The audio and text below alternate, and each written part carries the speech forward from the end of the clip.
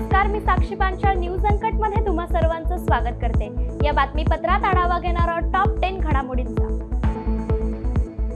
12 ज्योतिर्लिंग पैकी एक असणारे भीमाशंकर मंदिरात पहिला श्रावण सोमवार निमित्त दुग्धाभिषेक आणि महाआरती पार पडली। याच वेळी देशभरातून येणारा प्रत्येक भाविक श्रावण महिन्यातल्या पहिल्या सोमवारी मोठ्या भक्तिभावाने शिवलिंगाचे दर्शन घेतो। याच वेळी भीमाशंकर परिसराचा मनमुक्त आनंद पाहण्यासारखा आहे। लोकसभा निवडणुकीत महाराष्ट्रात भाजपला आलेल्या अपयशाच्या पार्श्वभूमीवर राज्याचे उपमुख्यमंत्री देवेंद्र फडणवीस यांनी आपल्या पक्षाच्या कार्यकर्त्यांमध्ये नवचैतन्य फुंकण्याचा प्रयत्न केला। तुम्ही निराश होऊ नका, मी 3 महिन्यात महाराष्ट्रात आपली सत्ता आणतो, असं देवेंद्र फडणवीस यांनी भाजप कार्यकर्त्यांना सांगितलं। ते रविवारी नागपूरमध्ये आयोजित करण्यात आलेल्या कार्यक्रमात बोलत होते। याच वेळी देवेंद्र फडणवीस यांनी महाराष्ट्रात पुन्हा महायुतीचं सरकार आणण्याचा विश्वास व्यक्त केला।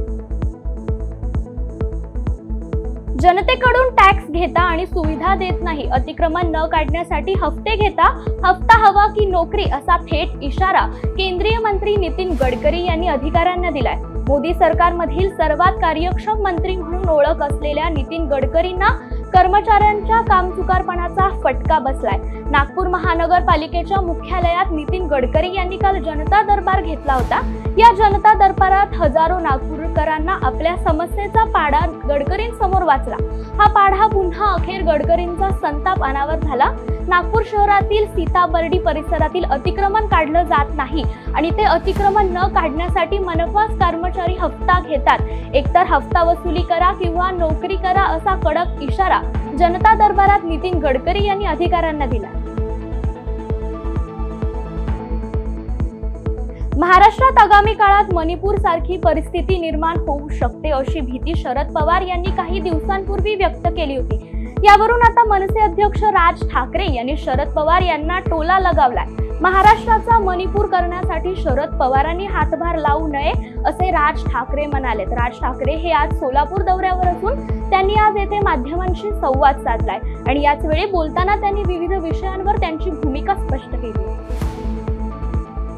वादग्रस्त बडतर्फ IAS अधिकारी पूजा खेडकर प्रकरणात मोठी अपडेट समोर आली आहे। पूजा खेडकर यांचे विविध कारनामे समोर आल्याने त्यांच्यावर UPSCनं कारवाई केली होती। UPSCनं पूजा खेडकर यांची उमेदवारी रद्द करत शो कॉज नोटीस बजावली होती। आता पूजा खेडकर यांनी या प्रकरणात उच्च न्यायालयात धाव घेतली आहे। पूजा खेडकर यांनी UPSCच्या निर्णयाविरोधातच उच्च न्यायालयात याचिका दाखल केली आहे। आगामी विधानसभा निवडणुकांचे जोरदार वारे राज्यभरात वाहू लागले। अद्याप निवडणुकांची घोषणा झालेली नसली तरी देखील प्रत्येक पक्षानं आपल्या परीनं विधानसभेसाठी जुळवाजुळव सुरू केली आहे। अशातच आता अजित पवार गटातून एक मोठी बातमी समोर येते। अजित पवारांच्या राष्ट्रवादी काँग्रेसचे माजलगावचे आमदार प्रकाश सोळंके यांनी आपली राजकीय निवृत्ती जाहीर केली आहे। त्यांनी आगामी निवडणूक लढणार नसल्याचं जाहीर केलं।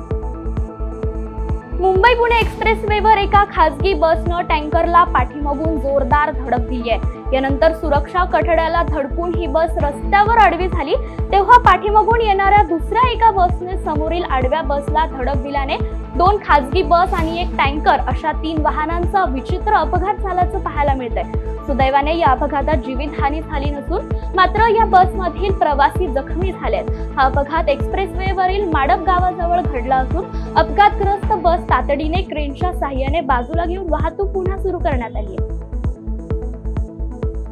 महाराष्ट्रातील मोठ्या धरणांपैकी एक 123 TMC इतका पाणी साठा करणारा सोलापूर पुणे जिल्ह्याच्या सीमेवर असलेलं उजनी धरण पूर्ण भरण्याच्या मार्गावर असून पुणे जिल्ह्यातील धरणांमधील पाण्याचा विसर्ग बघता धरण प्रशासनाने धरणाचे 41 पैकी 16 दरवाजे 49 सेंटीमीटरने उचलून 40,000 क्युसेकनं पाण्याचा विसर्ग नदीपात्रात सोडलाय।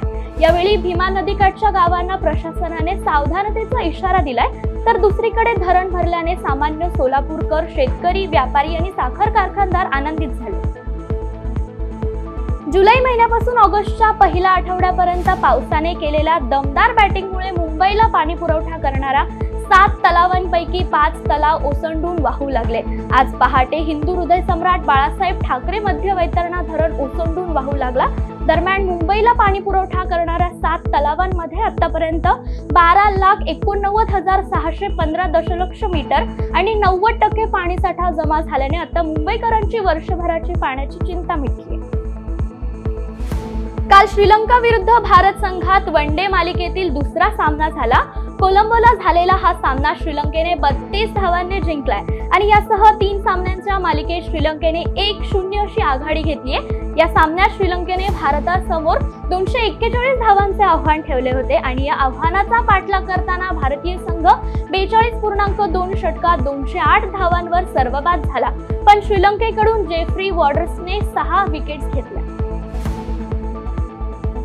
वेळ झालीये टॉप 10 मध्ये इथेच थांबायची. तुम्ही पाहत रहा न्यूज